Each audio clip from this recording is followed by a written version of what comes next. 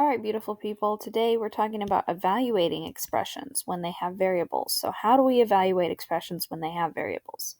So a few things that we need to remember. We're going to jog our minds over here. That evaluate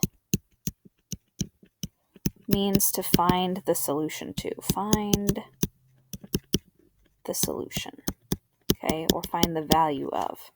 Okay, and also variables are letters or symbols that indicate an unknown value. All right, so now that we've refreshed our minds on those two things, again, remember when we do like little refreshers on the side, you don't have to write them, but they are nice for you to remember because I refresh it because we're going to use those vocab terms.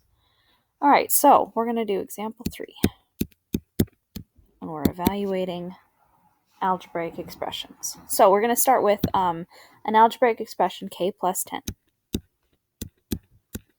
And we're going to evaluate it when we have k equals 25. K equals 25. So when you have expressions like this and they want you to evaluate them, they will give you a value for the variable. Okay, and when they give you a value for the variable, what you need to do is substitute.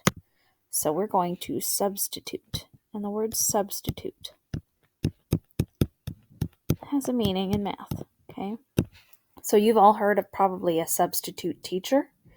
When you have a substitute teacher, that teacher is there in place of your original teacher. Your original teacher isn't there anymore, just a substitute. When you substitute a letter or a number for something, you take the original number out and you put that other number in.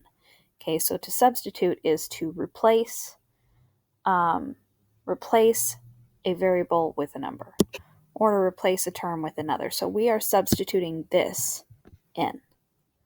So where there's a k, I'm going to substitute a 25 in instead. So since there's a k right here, instead of a k, I'm going to put the number 25. And then I have 25 plus 10. Now the k is gone because when you substitute something or when you use a substitute teacher, the original thing is gone. It disappears. Since k equals 25, they're equivalent values. So I can just plug it in and that's the new value. 25 plus 10 is 35. So my answer is 35 is the value of k plus 10 when k equals 25. Okay. All right, let's try another. All right, we're going to do 4 times n when n equals 20. So again, we need to substitute. Substitute. Okay. So wherever there's an n, I'm going to put a 20 instead.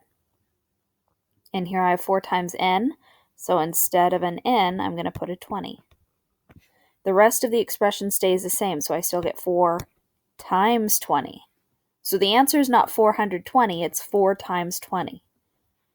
Okay? Now if I'm counting by 20s, I go 20, 40, 60, 80. So the answer is 80. So 4 times n equals 80 when n equals 20. That's my second substitution. All right, let's try some on our own. All right, so here are your two triads. You have 24 plus c when c equals 9 and 18 divided by q when q equals 2. So take a minute, pause this, and answer those two. Pause it, do it on your own. All right, you should be coming back. So again, we're going to substitute. So we take any place we see a c, we're going to put the number 9 in. So instead of the c, I'm going to put the number 9. This becomes 24 plus 9, which is 33. So the value of 24 plus c when c equals 9 is 33. All right, let's try the second one. Again, I'm going to substitute. Anytime I see a q, I'm going to put a 2. So here's my q, so I'm going to put a 2 there. Now I have 18 divided by 2, which is 9. 18 divided by 2 is 9. All right, so that's it for that. We're going to do it now when we have more than one variable. So this is just when you have just one variable. Let's try with more than one variable.